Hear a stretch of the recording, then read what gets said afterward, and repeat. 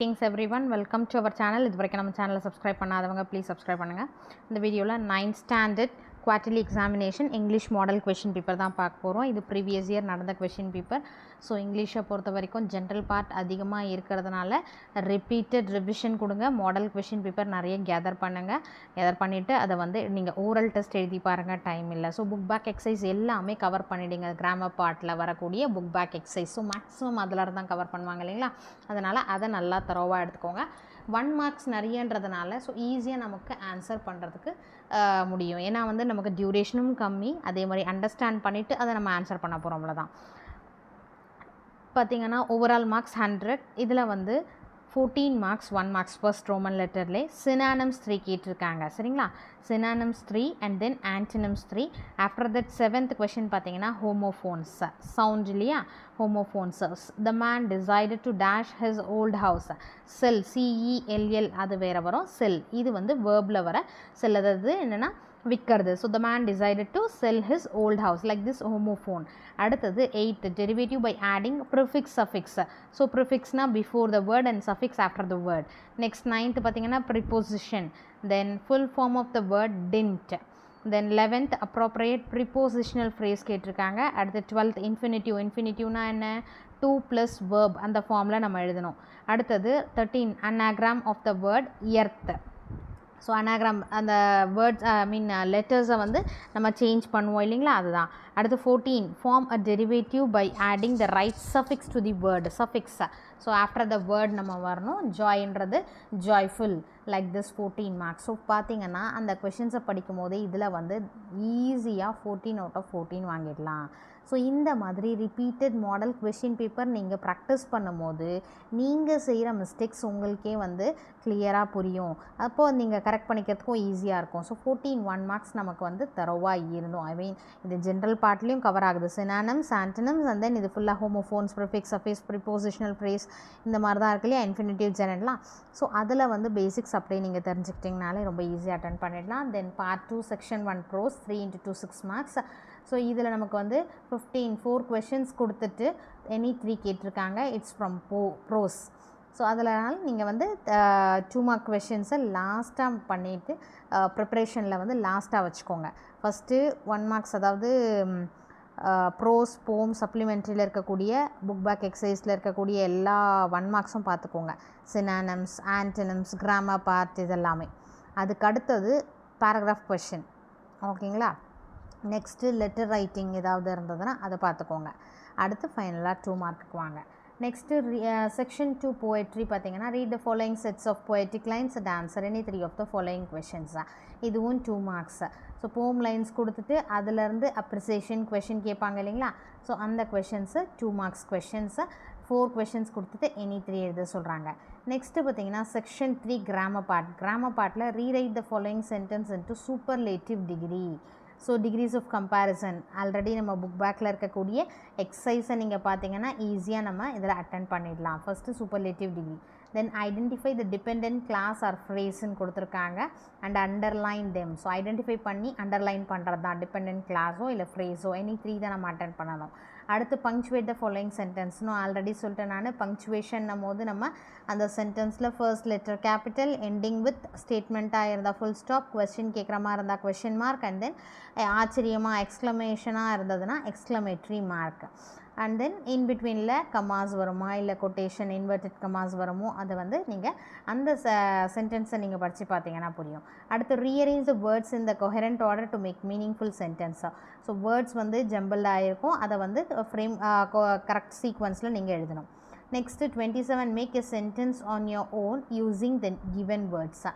Sentence frame sentence இது victory வச்சு ஒரு சென்டென்ஸ் நீங்கள் எழுதணும். அடுத்து ஜர்னி வச்சு. ஸோ ரொம்ப சிம்பிளாகவே நீங்கள் எழுதலாம் தாராளமாக, ஓகேங்களா.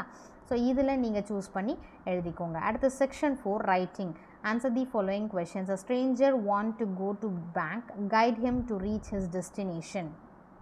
ஸோ பேங்க்குக்கு போகிறது நம்ம வே காமிக்கணும். ஸோ நமக்கு வந்து அந்த சிம்பிள் இன்ஸ்ட்ரக்ஷன்ஸ் கரெக்டாக நீங்கள் ஃபாலோ பண்ணுற மாதிரி நீங்கள் மெமரைஸ் பண்ணிக்கோங்க இன்ஸ்ட்ரக்ஷன்ஸை. ஏன்னா அந்த வேர்ட்ஸ் எல்லாம் கொஞ்சம் கேட்சியான இன்ஸ்ட்ரக்ஷன்ஸாக நீங்கள் வந்து ப்ரிப்பேர் பண்ணி வச்சுக்கிட்டிங்கன்னா எந்த வந்து ரூட் கேட்டாலுமே நம்ம ஈஸியாக வந்து அதை அப்ளை பண்ணி நம்ம சென்டென்ஸாக எழுதிடலாம். ரூட் சொல்கிற மாதிரி. சரிங்களா? அடுத்து பார்ட் 3 செக்ஷன் 1 ப்ரோஸ். இதில் வந்து பேராகிராஃப் கொஷின் 4 கொஷின்ஸ் கொடுத்துட்டு எனி 2 கொஷின்ஸ்.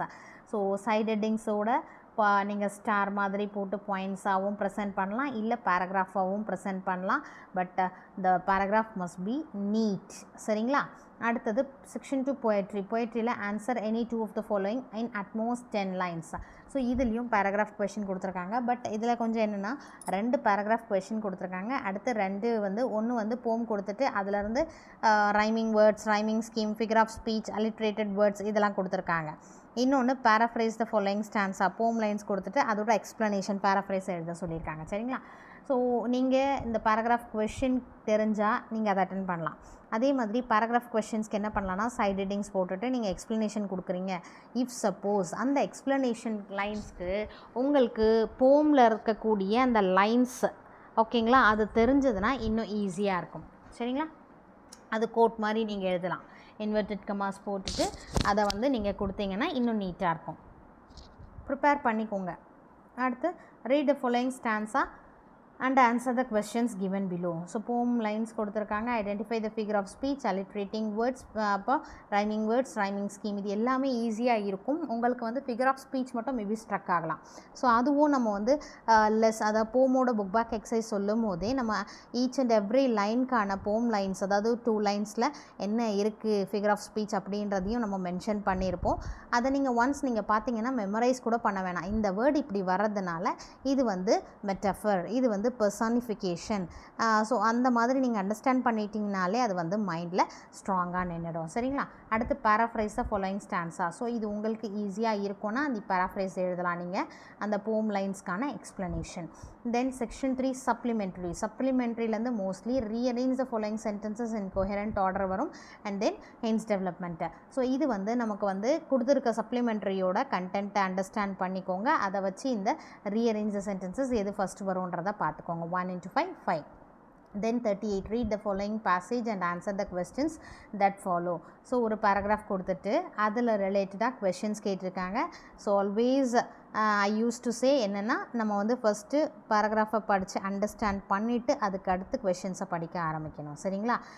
ஃபஸ்ட் எடுத்தோடனே அந்த கொஷினா what did Margie write in her diary on 17 May 2157 அப்படின்னும் போது அதுக்கான ஆன்சர் எங்கேன்னு தேடாதீங்க. ஸோ ஃபஸ்ட்டு கொடுத்துருக்கிற பேராகிராஃப் என்ன கண்டென்ட்டை கொடுத்துருக்காங்க படிச்சுட்டு அதுக்கடுத்து கொஷின் ஆன்சர்ஸை படிச்சுட்டு அதுக்கான ஆன்சரை நீங்கள் சர்ச் பண்ணி எழுதலாம். சரிங்களா? Section 4 writing. ஏன்னா சில மிஸ்டேக்ஸை அவாய்ட் பண்ணுறதுக்காக தான் நான் சொல்கிறேன்.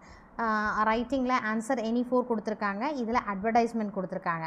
அட்வர்டைஸ்மெண்ட்டை பொறுத்த வரைக்கும் ரொம்ப கேட்சியான வேர்ட்ஸ் கொடுங்க, ட்ராயிங்ஸ் கொடுங்க, ப்ரெசன்டேஷன் சூப்பர்பாக இருக்கணும்.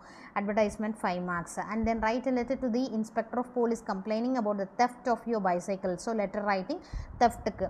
ஸோ இது என்ன வந்து கண்டென்ட்டாக சப்ஜெக்ட் கொடுத்துட்டு நீங்கள் அந்த தெஃப்ட் பற்றி கம்ப்ளைண்ட் லெட்டர் எழுதுங்க.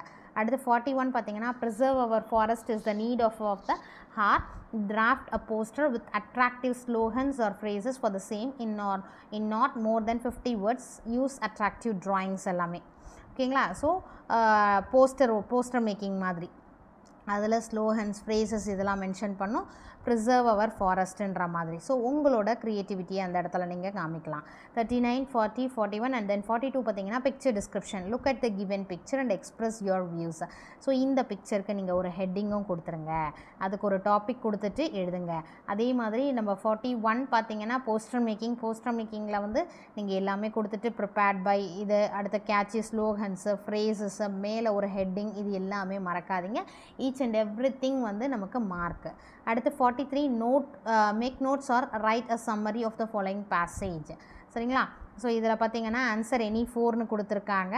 அட்வர்டைஸ்மெண்ட் ஒன்று, கம்ப்ளைண்ட் லெட்டர் ஒன்று, அடுத்து போஸ்டர் மேக்கிங் ஒன்று, picture description and then make notes or write a summary of the following passage. So passage கொடுத்துட்டு அதுக்கு நோட் மேக்கிங் அப்படி இல்லைனா சம்மரி ரைட்டிங் எழுத சொல்லியிருக்காங்க. எனக்கு அது ஈஸியாக இருக்கும் ma'am. So please you attend that. ஓகேங்களா? ஸோ எது உங்களுக்கு ஈஸியாக ஃபீல் பண்ணுறீங்க அந்த மார்க்ஸ் எல்லாமே நமக்கு வந்து ஃபுல் மார்க்ஸ் வரும் அப்படின்ற மாதிரி இருக்கும், அதை சூஸ் பண்ணிங்கன்னா பெஸ்ட்டாக இருக்கும். 44 identify and correct the errors in the following sentences. So error spot the error இருக்கு இல்லையா இது.